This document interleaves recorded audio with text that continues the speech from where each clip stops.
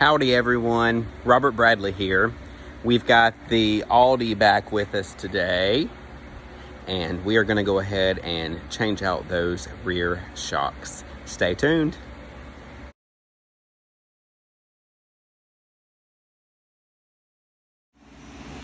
Alright y'all, so the tools that you will need to make sure that you complete this job, of course, we've got our new KYB shocks. We also are going to replace the sway bar link, Moog, which is a great brand. Highly suggest you replacing the sway bar links as you're removing everything to replace the shocks. That is a component that some people forget. It does sometimes make noise. We have some new bump stops. You have to make sure that you get OEM style. I will show you how to install these as well. We've got our impact. I've got a 1/2 inch attachment. I've got a breaker bar, 1/2 inch wrench, or ratchet should I say. We've got some 18 millimeters. We've got a 21 millimeter, a 16 millimeter short, a 21 short, and an 18 short. Also, don't forget, you're gonna need something to jack your vehicle up. Strongly recommend using some jack stands, especially if you're gonna get under the vehicle, which we are not getting under the vehicle today.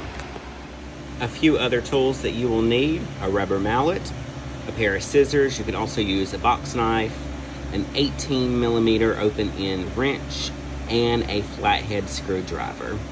And I almost forgot, you will need a 17 millimeter to remove the lugs off of this particular wheel style. So first things first, before you even jack the vehicle up, we are going to break the lug nuts just to make it easier, because you want to make sure that you're putting the force on it before you get it up in the air. Makes it a lot easier for you. Remember, lefty loosey, righty tighty. So an easy way to do it: simply step on it. We're gonna push it to the left, and we're just gonna give it a quick little break on all of the lugs.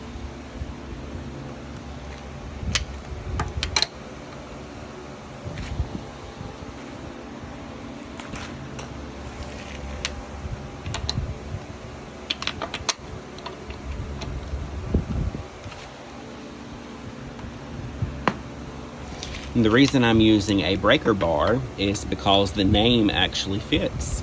To protect your ratchet, a breaker bar is much stronger, and it's going to protect the mechanism that is inside of the ratchet itself.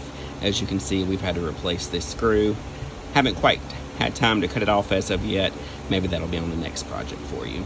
All right, we've got the lug nuts broken, as in no longer extremely tight. Next thing, we're gonna go ahead and jack the vehicle up. If you will look underneath where the doors combine, this particular vehicle has plastic all the way up under it. Most vehicles, you will see the weld from where the body and the frame meet. This particular plastic piece right here is where that weld is. So when I jack it up, I will be putting it on this. Leave room for a jack stand. Like I said, make sure safety first when it comes to getting underneath the vehicle. All right, I've got the Audi jacked up. I've got the jack stand in place for a safety precaution. I went ahead and hooked up my 17 millimeter to my impact. Remember, we already broke these, so all I'm gonna do is simply take all of the lug nuts out. Audis are really cool, especially this particular wheel style. Most lug nuts have this stud, or the threaded piece, sticking out from the part that holds the tire. This particular one screws directly in, so as soon as you get that last lug nut out, the tire is completely free.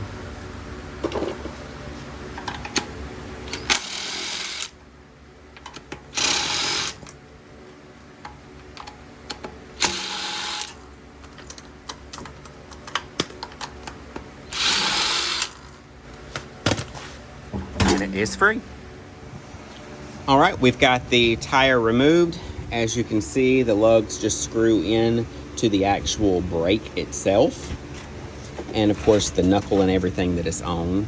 Today, what we're doing is we are replacing this strut. Something, honestly, y'all, that we forgot last time. I don't know if you remember my last video on this vehicle where we did an oil change and, of course, made sure we refreshed the AC system. We were going to go ahead and replace these shocks last go round, but for some reason the kits that we bought, the KYB over there, did not come with a new bump stop. You can see that this bump stop is completely deteriorated. This vehicle has a little over 100,000 miles on it. This is actually a common issue with the style bump stop it is. So we did have to go ahead and get new bump stops. That's why they are back today. We had to order those. They just came in, so we're gonna go ahead and replace the shock. But we're also going to replace the sway bar link, this right here.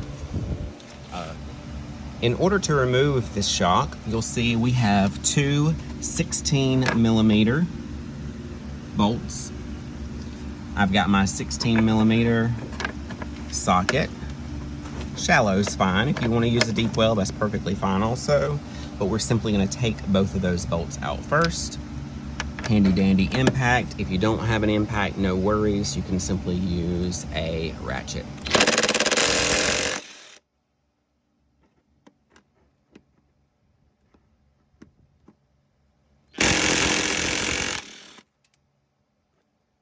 All right, we'll grab those, set them aside. All right, now that we got those top two bolts removed, we've got one more to focus on. Right at the very bottom down here, you'll see there is an 18mm bolt.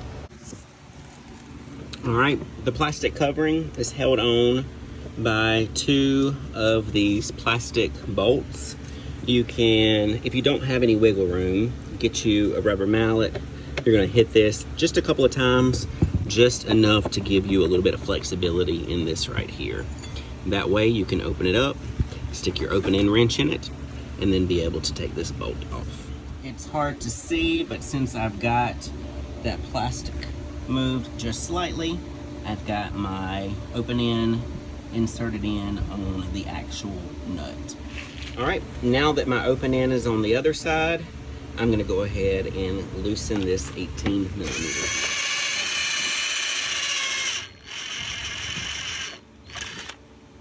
All right, I've got those top two bolts removed. I've got the bottom one removed as well. At the very top, you'll see these little metal clips here. So in order to get this off, you're gonna pull down and under the clips. It's fairly easy. This one doesn't have a lot of resistance anymore since it is a little bit worn, but simply remove it all out. Here's where you can see that the original bump stop is completely worn out. The dust shield, however, is in really good condition. We are going to reuse this particular piece. Our new shocks did not come with the mount, so we will be reusing this mount also.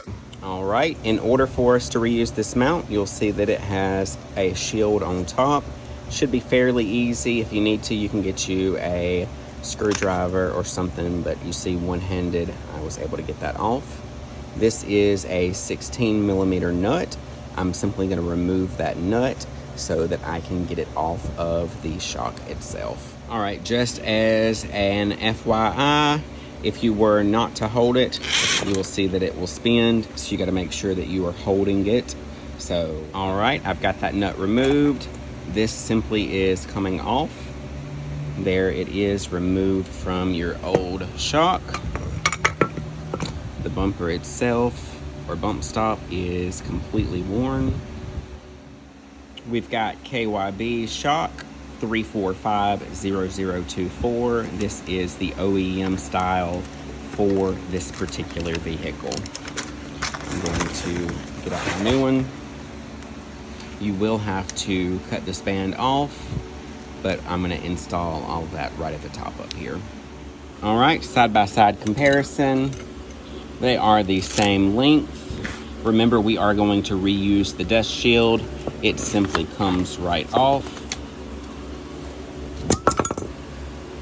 Manufacturer OEM style bump stop. V10-6043. All of our parts came from Rock Auto. You can simply search on Amazon or eBay if you want to do it. If you need me to, I can hook you up and give you the link for the Rock Auto parts. All right, so we've got our dust shield. We've got our new bump stop. Excuse me, my gloves were dirty, so it's no longer white and beautiful anymore. No worries, it's just gonna get dirty on the vehicle. But the thick part of your bump stop is gonna go directly inside of your mount. You're just gonna push it up in there, and that's gonna hold the bump stop in place. All right, I've got my dust shield. I've got my new bump stop. You're gonna do the thick end towards the top, so this goes up inside of your mount. I've got my old mount. Remember, 16 millimeter. Remember, hold everything, tighten this. Remember, the torque specs are in the comments. All right, got that torqued. We're gonna put it back in the exact way that we took it out. So you're gonna put the bottom in first. You're gonna get it lined up with that hole right there. You're gonna pull this portion down to go underneath the mounting hardware, this up here. It does take a little bit more force than what it did to take it off, because this is a brand new strut, which means this particular cylinder has more tension going down, which gives you a better, smoother ride. So, all right, remember, finger tighten first. Make sure that it is all lined up appropriately.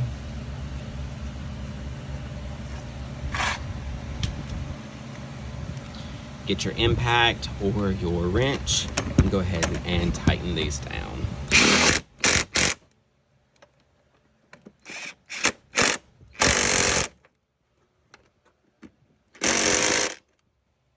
Nice and snug. All right, you're definitely gonna have to finagle this. Make sure that you're able to line that bolt up completely. Remember, we've got our opening wrench. Y'all, I really find it easier to use the close end so that you can get it up in there. I apologize, I don't have the best angle, but if you can look right there, I've got my nut lined up with that bolt, so I can go ahead and get it tightened down. All right, I got that bolt tightened. Don't forget, push that little plastic pin back in all the way. But our new strut is in place. Now we're gonna go ahead and get started on the sway bar link. All right, in order to take the sway bar link off, I've got my 16. I've also got a ratchet wrench here. I'm gonna go ahead and remove it. All right, we also have one of them at the very bottom. I've got my ratchet wrench on one side. I'm not gonna be able to use my impact, so I'm gonna have to come in here the old-fashioned way to remove it with my ratchet. All right, we are installing the new one, just like we took the old one out. Be careful with this particular bolt. You will have to maneuver it through the CV axle right here. So the boot around the CV axle does get in the way. So you will need something like your hand or something to pull back on the CV axle, just so that bolt will go through smoothly. All right, I've got the bottom bolt nut tightened. I've got it to where this is still a little bit loose. I haven't torqued it all the way. In order to get this top bolt back into this hole, you're gonna have to take something and pry down on your sway bar. I'm gonna use this mallet. You'll see I have a little bit of leverage to push down on. So I'm gonna simply push down, line this up, go through that hole. It is going to take a little bit of force to get it in, but I promise a little bit of patience, it will get right in that hole. Once you get it in, take your mallet and hit it a couple of times, and that's gonna allow it to go all the way through both of those holes. All right, I beat that through, a couple of good hard whacks, did push it all the way through. If you don't have a good mallet, a crowbar works the same way, or a pry bar. Simply stick it down between your sway bar and your axle bar, and you'll be able to have some leverage to push that way also. But let's go ahead, put the nut back on this, tighten everything back up, and then we will go ahead and get the wheel back on. All right, the new sway bar link is installed. I apologize, y'all, I was mistaken. This particular one does not have the fittings for you to be able to re-grease them, but this one is much sturdier. The rubber inside of it is nice and brand new as well, so it should last us quite a few mini miles. Also have the new shock installed. I'm ready to go ahead and put the wheel back on.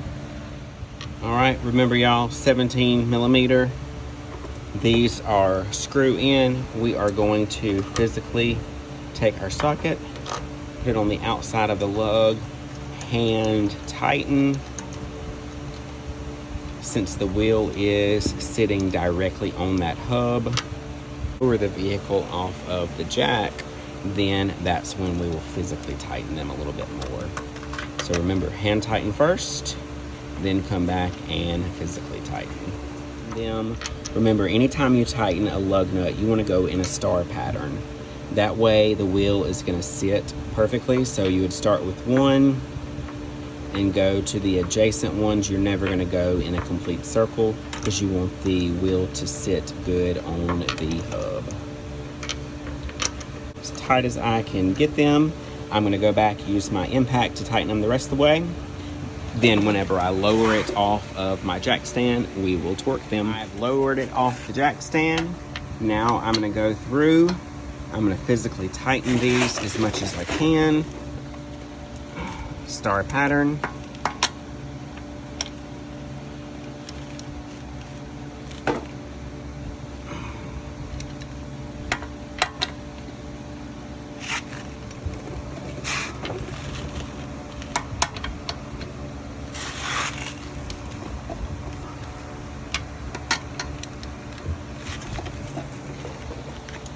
Alrighty. So we got the shock installed. We got the sway bar link replaced also. Don't forget, you got to go ahead and do that to the other side of the vehicle. Thank y'all so much for watching along. Don't forget, go ahead and like this video, share it, follow along with me for some more tips and tricks along the way. Remember, let's stay rooted in who we are, resourceful in how we grow. We're going to learn along the way. Y'all have a wonderful rest of your day. I'm Robert Bradley. Take care.